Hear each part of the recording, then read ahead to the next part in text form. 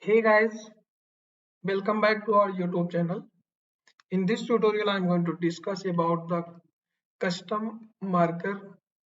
So what is the marker? Basically, marker is some option by using which we can pass some parameters over the test method.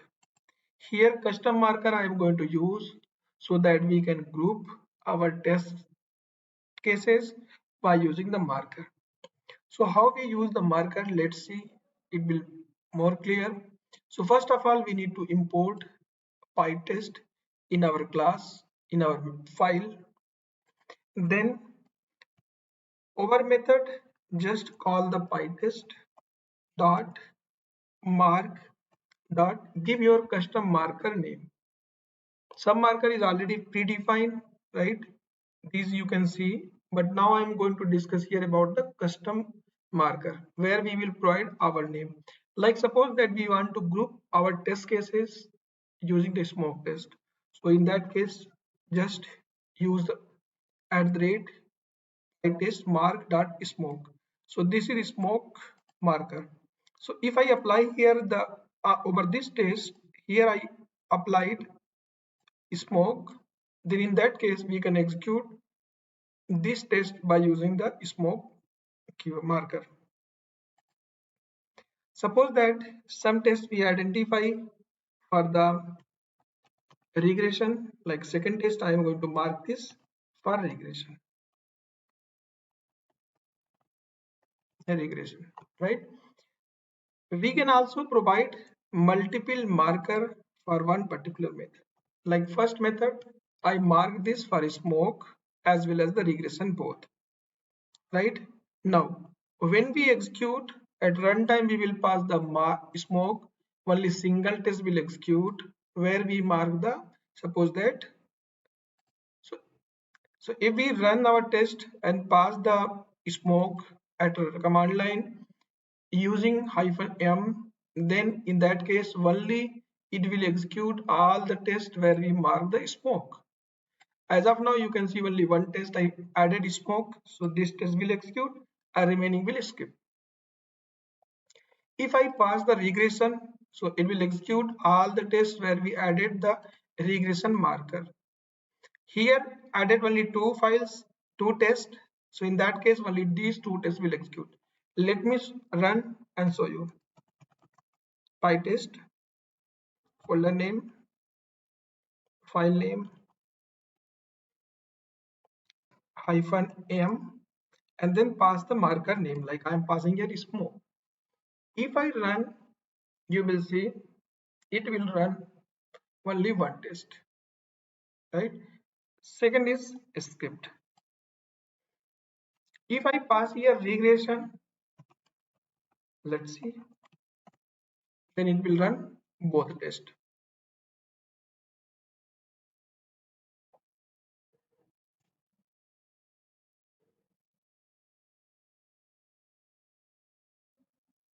Executed both tests.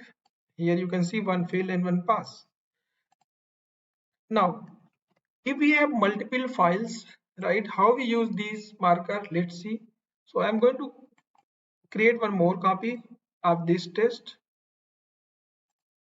and this is the fixture 2.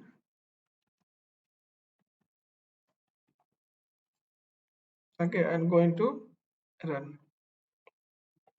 Now I'm removing the file because I want to run all the tests which is available under the Selenium Pytest. I'm going to run the test. Here you can see it is not picked, no test found. So how? So basically, when we are running the Pytest command for particular folders by passing folder name, then in that case it will look first how many files we have with the test suffix or prefix. So I am going to add here test both file at the end.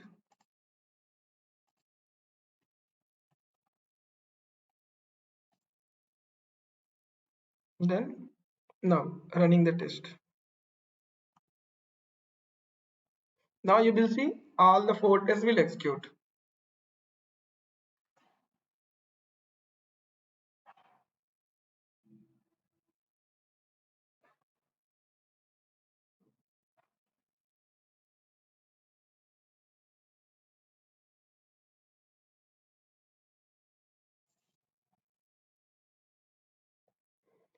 4 tests executed, right? 2 failed and 2 pass.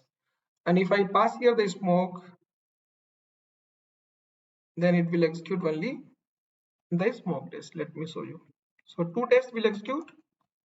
I added 2 tests for the mark 2 tests for the smoke here, and second is here. So let me remove one more, and in that case let's set only one. So now it will run only one test. So running the test.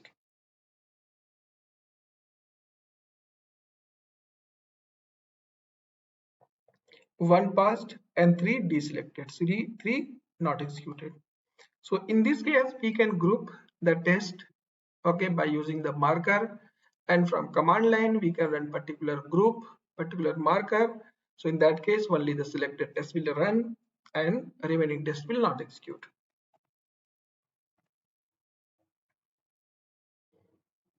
Okay. So hope this will be helpful to understand what is the marker and how we use the custom marker in our uh, test, in our framework, so that we can execute by grouping our test cases at runtime. Okay, if you like the tutorial, please click on the like button, subscribe the channel, and click on bell icon so that you can get latest notifications of the videos. Also, share this tutorial to friend your colleagues and add a comment if you have any query. Thanks for watching the video.